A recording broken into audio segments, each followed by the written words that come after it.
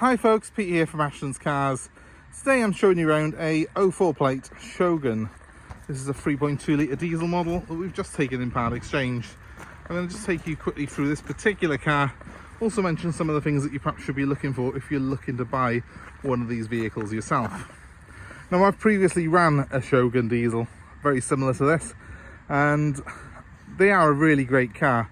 If you get a good one, it's going to be one of the best cars you could possibly have in this sort of class. I mean, the only thing really that springs to mind as a rival is like the Land Cruisers. They're more expensive. They are slightly superior, but you know, the Shoguns tend to be around about half the price of a Land Cruiser, so they're a real bargain in a sense because they're almost as capable, and they are 7-seaters if you get the long wheelbase like I've got here. So this is probably the most sort of popular configuration. It's a long wheelbase. It's got 7 seats. It's got a 3.2 litre 4-cylinder diesel engine under the bonnet, and it's got automatic transmission. You could get a V6 petrol as well, which is a great car, and I have actually had one of those as well, but they don't like the E10 fuel, so they can be quite expensive to run as a result of that. This is a much better bet really, and the 3.2 litre diesel gives reasonable economy, mid-20s to perhaps 30 miles per gallon is what you would expect in this car on a run. So as you can see, it's quite a good looking car, I think.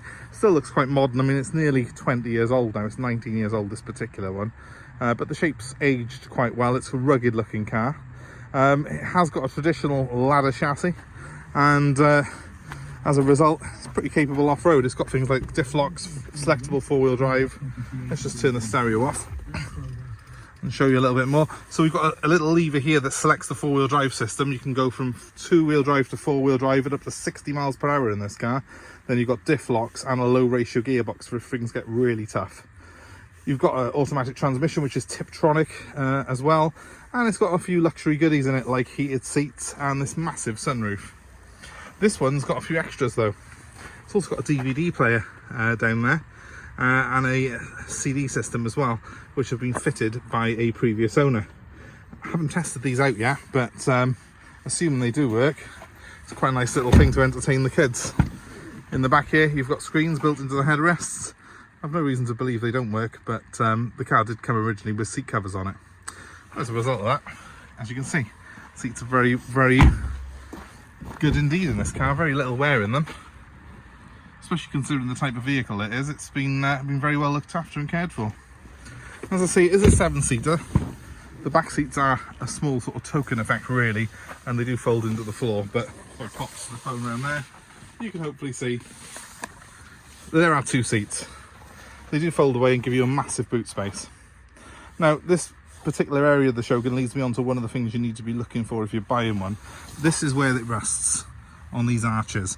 Now, because it's a ladder chassis, they're not structural, these arches, but obviously, you know, you're going to expect a little bit of bubbling like this one's got when you look at a 19-year-old 4-wheel drive, but sometimes I have seen them where these have completely corroded away, and that's just not acceptable.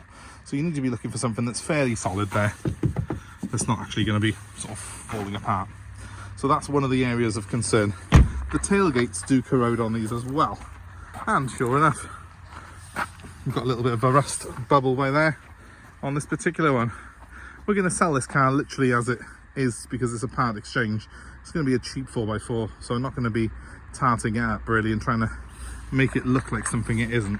It's a proper work vehicle, this is, but you're going to have the odd little bubble, but you don't want to be seeing holes in it. This car's been fitted with reverse parking sensors as well. That's another optional extra that was fitted by a previous owner. Wouldn't have come with them as standard, not on an 04.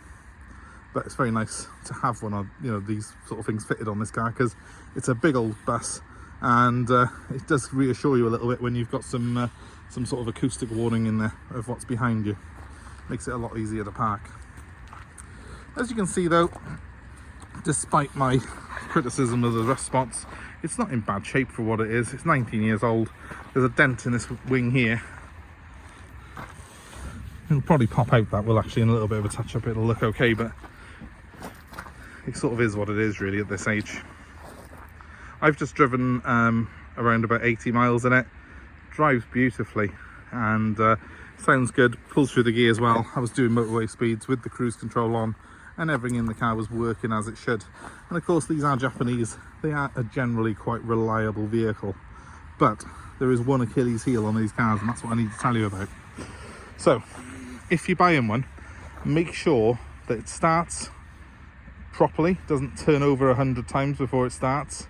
Make sure that when you have it warm, and get it warm on a test drive, when you pull up, it doesn't stall, because these cars can suffer with corrosion in the fuel tanks, and that corrosion can cause the fuel pump to fail. Little bits of rust will go through that fuel pump, clog the fuel pump up, and eventually ruin your engine. It can literally mean the end of the car. It's a death sentence. So if you're going to drive one, get it warm, make sure that it performs well. If it feels like it's hesitating, if it feels like it's stalling, especially when warm, don't just rely on the fact that it's fine when it's cold. Get it warm.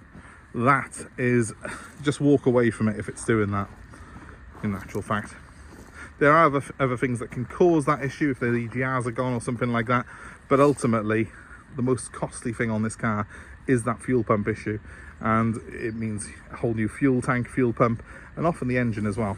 So it's something that I strongly recommend you doing. Or of course, buy from a dealer like myself, and we take the worry out of that for you, because we check them before we sell them. As you can see though, it's a lot of car for the money, this. Hell of a lot of car. And yeah, it's got the odd dent and mark on it, but it's a big 4x4, and that's what you tend to expect on these type of cars. So, just taking you back to the rear quarters. There is a lot of space back here for 3 adults comfortably, 2 small adults possibly in the row behind as well.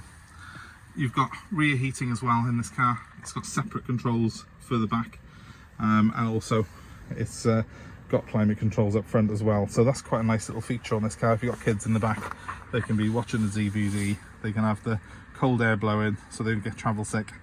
Makes it great on long journeys. Moving on to the front, well, let me just jump in behind the wheel and I'll show you a little bit more about it. But just to show you, you have got fully electric seats. They are heated, as I pointed out earlier, and they're very comfortable actually. I mean, I've done a lot of miles in one of these. I used to tow a 3.5 ton car transporter with my Mitsubishi Shogun, and it does it completely effortless. Actually, it might be 3.3 tons it can tow, but it's seriously good. If you're looking at caravans, that sort of thing, there's not going to be a caravan around that this won't tow. So it's a very good tow vehicle. You do feel very reassured when you're in it. Top tip though, if you are towing anything of any real weight, put it into 4 high. It doesn't use a lot more fuel. Just slide that up like that. That will give it a little bit more stability when you're towing on the motorway. Right, as you can see, it's a bit old-fashioned. We've got a tape deck in it, but we have got a CD player down there. But we've got this big screen. It doesn't do a great deal. It's not touchscreen or anything like that, but you can just have the climate control functions on it. You can turn the screen off, have a little chip computer, or it can tell you what radio station you're on. When we put her into start up, and this is what you want to be looking for, make sure you do give it a start, make sure you give it a run. Nice smooth idle. Make sure all those lights go off, which they do of course. As you can see, this one's done 131,000 miles, which isn't a great deal because it's 19 years old, so you kind of expect it to have done a few miles. We've got the reverse sensors up on the top here. If I put it into reverse, that comes on, and it will, if I start backing up, it'll tell me roughly what distance I am from things that are behind me. It's my own personal car behind me, so let's hope it works properly. Yeah, there we are. Thank goodness for that. I am on private land, so obviously it is, hence I'm able to drive it. So just to show you, I'm in 2-wheel drive. If I want to put that into 4, it just goes like that. The front wheels light up then on that little diagram. If I put it back into 2 again, they'll flash for a second, and then they will go off.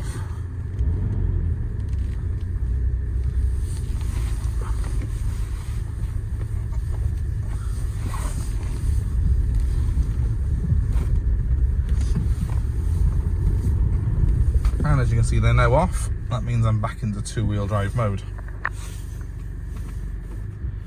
All in all, it's very easy to drive this car. It's got cruise control on it as well, which I absolutely love. I'm a big fan of cruise.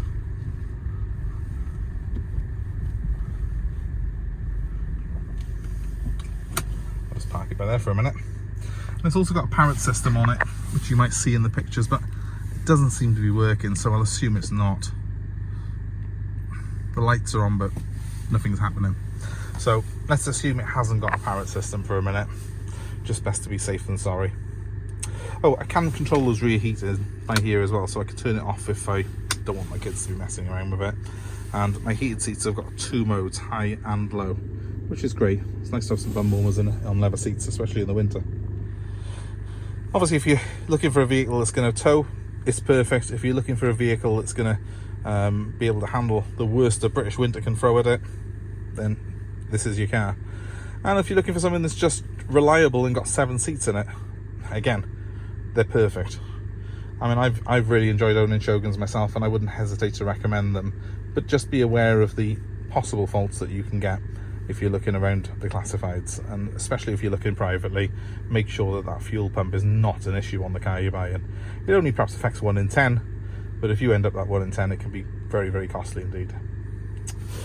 So if you're interested in this particular one, which has no issues with fuel pumps and drives absolutely brilliantly despite the odd little mark on it, well, it's obviously available for sale. You can call me directly on 07932 873 646. I'm happy to take part exchange, and I'm happy to take your old car and even deliver it anywhere in the UK. We'll come to you. Give us a call, we'll work a quote out on the Part X and on delivery for you. 07932 873 646. Please give us a like, share and subscribe to our channel for more car buying advice, more car reviews and more cars that we've got for sale like this one here. In the meantime, thanks ever so much for watching. Hope you have a great day wherever you are. Goodbye for now.